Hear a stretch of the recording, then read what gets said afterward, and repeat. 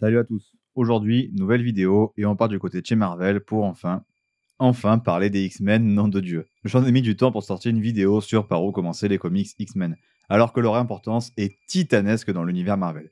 Mais bon, on y est et c'est le principal. Et aujourd'hui, je vais vous parler de X-Men les origines.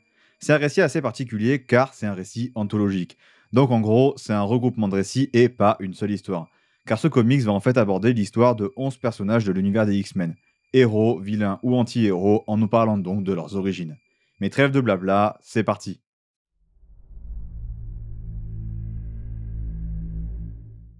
Découvrez les origines des plus célèbres X-Men à travers 11 récits retraçant leur parcours, de leur mutation à leur arrivée au sein de l'équipe.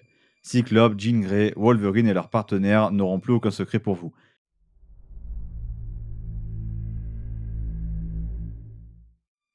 Bon, avant de passer à chaque histoire, où j'aborderai évidemment l'intégralité de l'histoire, soit le scénario, les personnages et le dessin, je voudrais dire deux trois trucs.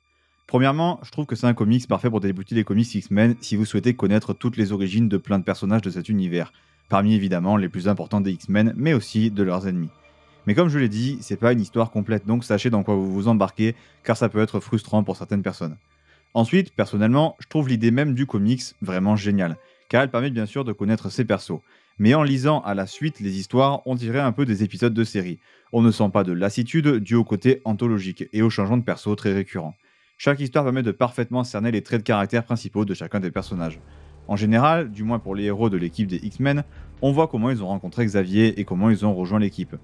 Et chacun d'entre eux étant souvent un peu dans sa dernière option et du coup, il rejoint les X-Men. Et comme je l'ai dit, chaque histoire est indépendante et permet parfaitement d'aborder plein de persos différents. Et vu le nombre immense de persos dans l'univers des X-Men, c'est très bien. Et du coup, je trouve que c'est une super idée de commencer par là. Comme ça, les X-Men principaux qui reviennent souvent, vous les connaîtrez déjà. Et vous pourrez plus facilement rentrer dans vos premières lectures de ce magnifique univers.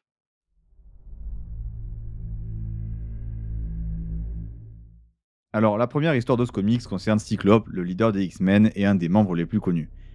Évidemment. Malgré tous les films, en fait, on n'a jamais vu les origines de Scott abordées notamment au cinéma. Donc ce récit est parfait pour mieux comprendre le personnage. Donc déjà, l'histoire est excellente et c'est une des meilleures du tome assez largement. Au début, on nous fait très vite comprendre que son futur est de lead les X-Men, que le professeur a vu quelque chose en lui et que personne ne sera jamais aussi bon que lui là-dedans. Donc on explore beaucoup son rôle de leader des X-Men et du coup sa relation avec le professeur Xavier. On le voit à la fois dans le présent, mais aussi dans des flashbacks où on va voir son enfance, même si 95% du récit se déroule dans le passé, et justement, on voit l'événement, notamment qu'il a séparé de ses parents. Le perso est très travaillé dans le sens où, très jeune, il a dû avoir beaucoup de responsabilités, notamment vis-à-vis de son petit frère Alex. L'idée est de nous faire comprendre pourquoi Xavier a vu en lui le leader parfait pour les X-Men. Il est calme, plein de sang-froid, etc. Et du coup, son histoire est super touchante, notamment vis-à-vis de son frère. Le rythme est très très rapide, ce qui est plutôt positif en fait. On a une sorte de best-of en fait des moments cruciaux de sa vie, ce qui de manière générale est la construction de la plupart des récits de ce tome. On voit bien sûr la révélation de ses pouvoirs et donc on le voit à plusieurs années de différence. Une des forces principales de l'histoire est dans la présentation parfaite qu'elle fait de Cyclope. On nous fait bien comprendre qu'il prend ses propres décisions et que Xavier n'est que son mentor, pas son gourou. Son indépendance est un trait important du personnage qui est respecté ici. L'histoire est vraiment bonne et très efficace, avec une bonne narration et les dessins sont simples, beaux, vraiment bien cool. Rien d'exceptionnel, mais ça fait plus que largement le taf.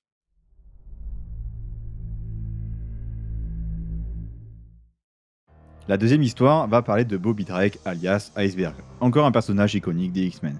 L'histoire est globalement plutôt très cool et permet de bien connaître le personnage, à l'image de Cyclope et de globalement tous les autres personnages présentés dans ce tome. Évidemment, on voit le premier déclenchement de ses pouvoirs, qui pour lui a lieu alors que les mutants sont déjà connus, et que Bobby vit dans une famille qui l'aime, il est aimé, il est bien entouré. Il va donc devoir s'adapter pour devoir essayer de vivre dans cette société. Le récit est parfait pour faire voir qu'avoir des pouvoirs à l'adolescence notamment, c'est un vrai problème, car les gens ne savent pas du tout gérer leur colère à cet âge-là, et peuvent donc les utiliser à de mauvais escients sans même le savoir. C'est une vie très classique que la vie de Bobby Drake avant d'avoir eu ses pouvoirs. Et du coup, quand ces pouvoirs vont débarquer, ça va tout chambouler. Évidemment, le racisme et la xénophobie ambiante autour des mutants est un axe hyper important du récit. L'histoire est assez touchante et plutôt très bien menée, et elle permet de s'apercevoir à quel point c'est dur émotionnellement d'être un mutant, surtout au déclenchement de ses pouvoirs. Bobby est super attachant et on ressent beaucoup d'empathie pour lui et on veut vraiment que son bonheur. L'histoire est super classique sur la façon dont Xavier recrute les X-Men et sur comment on découvre ses pouvoirs et ce qu'on subit une fois qu'ils sont affichés en tant que mutants. À côté de ça, le rythme est excellent globalement, et on va donc suivre Bobby à la découverte de ses pouvoirs, voir comment le monde va réagir quand il les connaîtra, et surtout l'impact que ça va avoir sur sa vie, qui jusque-là était une vie classique d'étudiant, et pour finir, les dessins sont vraiment excellents, hyper cool avec des persos super expressifs, c'est super plaisant.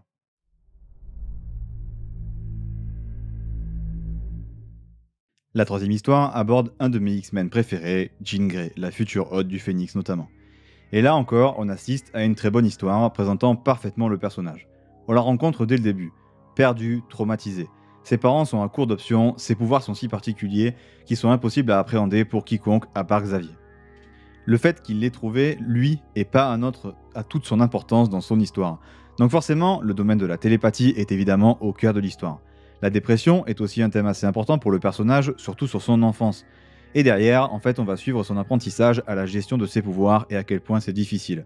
Si on cumule ça à son traumatisme, Xavier dira même que la sortir de là s'apparente carrément à une résurrection. Dès le début, on est attaché au personnage. Elle fait vraiment de la peine et sa situation est vraiment horrible.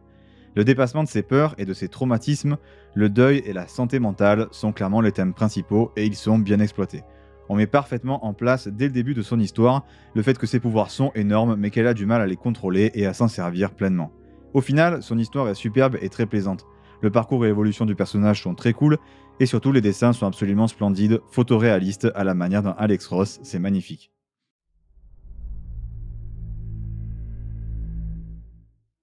Alors, la quatrième histoire va donc mettre en scène Hank McCoy, alias le Fauve. Personnage ô combien intéressant et complexe dans ses multiples aventures avec les X-Men au cours du temps.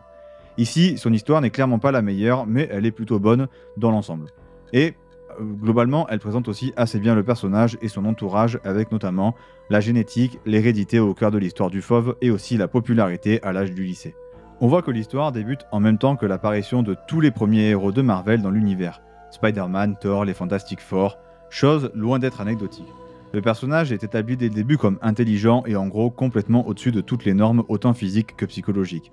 L'histoire part vraiment dans un sens super surprenant mais plutôt bon et les dessins sont vraiment très beaux, particuliers mais super cool.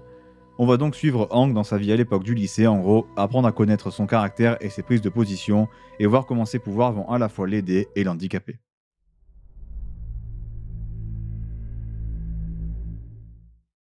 La cinquième histoire est pour Colossus, et encore là, un personnage extrêmement intéressant des X-Men qui a le droit à, comme Jean ou Scott, à une des meilleures histoires du tome. Déjà, Piotr étant russe, son histoire est bien évidemment bien différente de ses compères. La famille a une part absolument cruciale dans l'histoire de Colossus, c'est ici parfaitement mis en avant, notamment dans sa relation avec sa petite sœur, la future Magic. Le désespoir et la colère sont les traits principaux de Colossus, donc complètement à l'opposé de son caractère habituel, donc vraiment cool pour des origines, qui va donc nous permettre de voir son évolution au cours du récit, mais aussi pour voir comment il va arriver au stade où on le connaît à ses débuts dans les X-Men, soit quelqu'un de bien plus calme et bien plus posé. Le thème des mutants, servant d'arme de guerre potentielle, est le propos principal de l'histoire. Piotr est vraiment trop attachant, c'est vraiment un personnage incroyable. Son histoire est trop touchante et les dessins sont bien cool et servent bien l'histoire. Les scènes d'action régulières sont parfaitement mises en scène et impressionnantes, exploitant parfaitement les pouvoirs de Colossus, et il colle à la perfection à l'ambiance avec ce perso super expressif. On va donc le suivre alors qu'un drame arrive dans sa famille et que la découverte de ses pouvoirs va se faire dans le même temps, et il va tout faire pour que sa vie puisse suivre son cours normalement.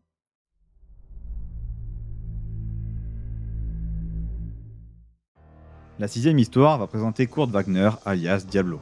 Très bon personnage de la franchise X-Men qu'on adore tous. Ça paraît logique, mais la religion est évidemment l'axe principal de l'histoire, ce qui avec Diablo est toujours contradictoire vu son apparence, le personnage jouant beaucoup sur ça. L'histoire de Kurt est vraiment une tragédie, prouvant le côté ultra cruel et pécunier de l'être humain. On apprend à connaître son enfance et bien sûr sur sa vraie mère, qui, pour les habitués des X-Men, savent qui elle est, pour les autres, je vous laisse la découvrir. Le rythme est excellent, le moment où ses pouvoirs se déclenchent est trop cool, surtout dans son timing, et les dessins sont sympas mais très particuliers. On va suivre Diablo alors qu'il est en gros esclave dans un cirque où on le force à faire des numéros pour un public. Et on va voir comment il va faire pour s'en sortir et arriver avec les X-Men. C'est franchement une excellente histoire, très réussie et parmi encore une fois les meilleures histoires du tome.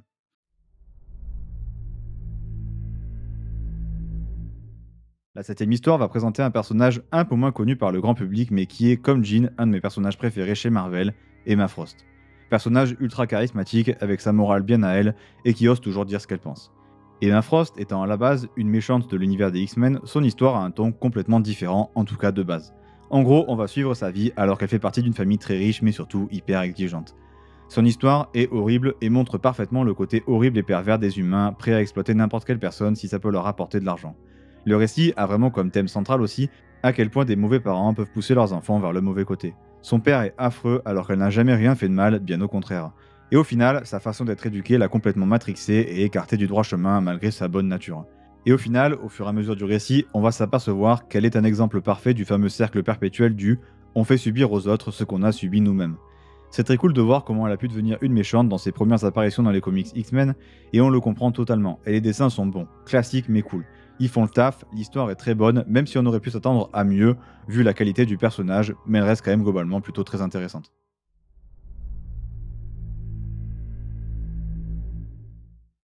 La 8ème histoire va présenter Rémi Lebeau, alias Gambit. On va le suivre alors qu'il est sur le point de se marier avec une femme qui fait partie du clan rival du sien. Dès le début, on nous expose parfaitement son côté héroïque et c'est globalement l'axe majeur de son histoire. Son histoire est assez particulière avec tout un lore autour des guildes des voleurs et des assassins, et son histoire va l'amener à voir notamment Mr Sinister et Dents de Sabre. Je trouve que cette histoire est vraiment le penchant parfait de celle de Emma Frost, deux personnages ayant eu des cours de vie en gros opposés. Globalement, les dessins sont assez beaux et on va suivre Gambit sur un temps relativement court et on ne voit pas du tout son enfance. On arrive direct avec lui assez âgé, ce qui est pas forcément super pertinent, mais ça fonctionne quand même relativement bien, l'histoire est sympa et elle présente bien le personnage.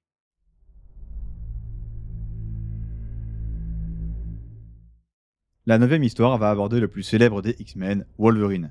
Mais son passé, on le connaît sur le bout des doigts, notamment grâce aux deux masterclass que sont Wolverine les origines, dont j'ai parlé sur la chaîne, et aussi Weapon X, qui présente son enfance et ses débuts dans l'âge adulte et forcément son implantation de son squelette en adamantium. Mais du coup, c'est très cool car son histoire ne va pas être une redite du comics Wolverine les origines, mais va au contraire proposer une autre période de sa vie où on a quand même un résumé de son passage à l'arme X aussi. L'histoire est évidemment tragique et parle beaucoup des mutants et de comment ils sont vus par le monde, etc. Son côté animal et son évolution sur ce point, avec le temps notamment, est toujours au centre de l'histoire.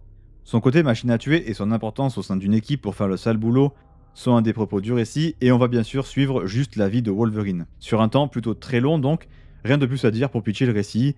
Les dessins sont encore une fois classiques mais efficaces, l'histoire est plutôt cool, les dessins sont plutôt bons, bref, c'est sympa.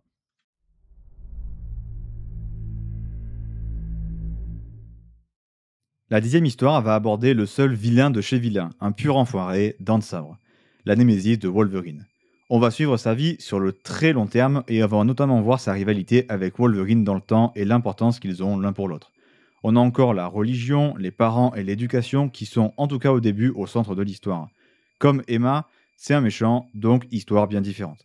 On s'aperçoit que le perso, c'est un monstre sans foi ni loi, la mort sans aucune morale. Son histoire avec Wolverine est évidemment au centre du récit, et de manière générale, c'est plutôt bien construit et assez cool. On a de bons dessins, le récit est pas dingue, mais sympa, présente bien le personnage, c'est plutôt cool.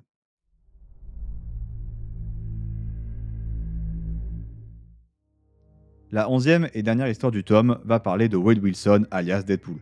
En gros, le pitch est que Deadpool cherche un scénariste pour faire un film sur sa vie. Du coup, on a plutôt une bonne façon de revisiter les origines de Deadpool de manière détournée car racontée par lui au fameux scénariste. L'humour est évidemment très présent et contraste beaucoup avec l'horreur de son histoire. On s'attarde autant sur Wade Wilson que sur Deadpool, ce qui est très cool. On s'attarde aussi sur son enfance dans des moments très très durs. Le comics comprend très bien pourquoi Wade ne fait que des blagues tout le temps et l'expose parfaitement, c'est très cool. La fin est très bonne et c'est vraiment un très bon récit de manière générale.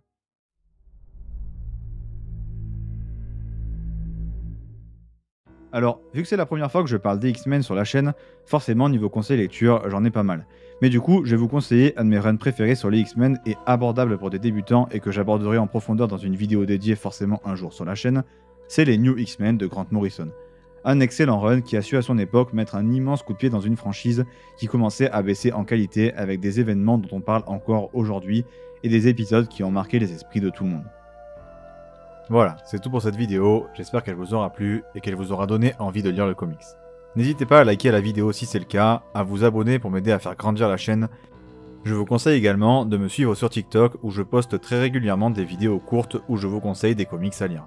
Je suis aussi très actif sur Twitter, donc suivez-moi si jamais ça vous intéresse aussi. Je parle de temps en temps de mes lectures ou des sorties comics. Sur ce, c'était Day One, et à dimanche prochain, 17h30 pour une prochaine vidéo.